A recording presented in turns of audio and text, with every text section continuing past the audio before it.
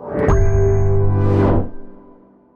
प्रदेश में उपचुनाव को लेकर जहां एक और दोनों ही दल के नेता एक दूसरे पर छींटाकशी कर रहे हैं, वहीं महिलाओं के अपमान को लेकर कांग्रेस के वरिष्ठ नेता प्रमोद द्विवेदी ने भाजपा के शिवराज सिंह चौहान सहित सभी भाजपाई से महिलाओं के सम्मान को लेकर कई प्रश्न पूछे।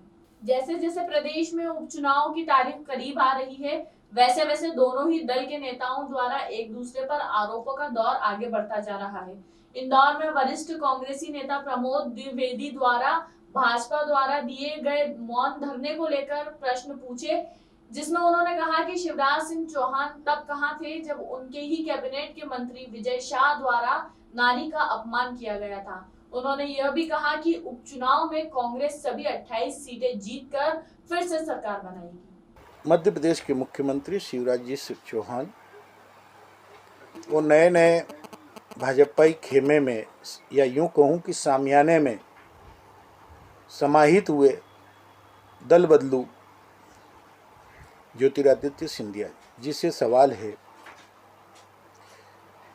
कि ऐसी कौन सी मजबूरी थी शिवराज जी चौहान साहब कि जिस विजय शाह ने आपकी पत्नी का अपमान भरे बाजार में, यानी कि मंच पर सार्वजनिक रूप से किया।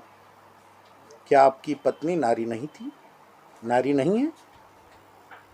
नारी के सम्मान के नाम पर आपने जो 2 घंटे का मौन व्रत रखा था, साधना सिंह जी के अपमान पर विजय शाह के खिलाफ कितने घंटे का मौन व्रत रखा?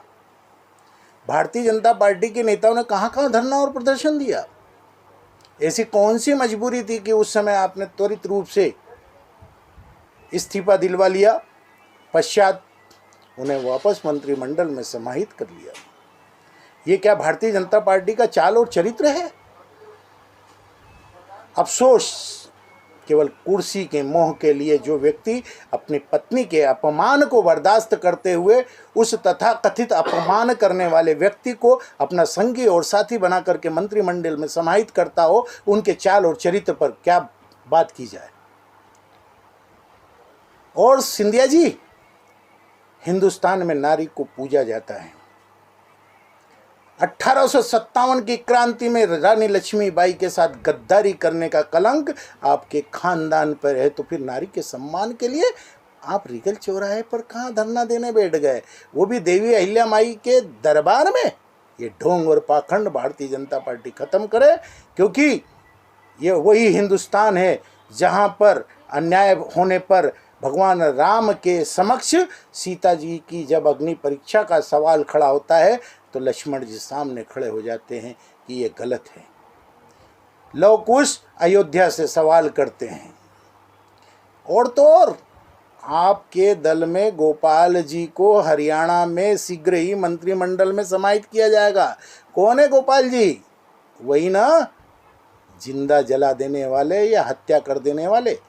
और तो और तंदूर कांड का शर्मा आजकल उसके पिताजी भारतीय जनता पार्टी में हैं। और कितने बताएं, कुलदीप सेंगर उत्तर प्रदेश का बलात्कारी विधायक भारतीय जनता पार्टी का है। चिन्मयानंद साक्षी जी भारतीय जनता पार्टी के हैं। तो कुल मिलाकर के मध्य प्रदेश की जनता आपसे सवाल कर रही है कि आप मध्य प्रदेश के मुखिया हैं, आपने अपनी पत्नी के अपमान के लिए जब धरना और प्रदर्शन नहीं किया तो ये ढोंग और पाखंड क्यों?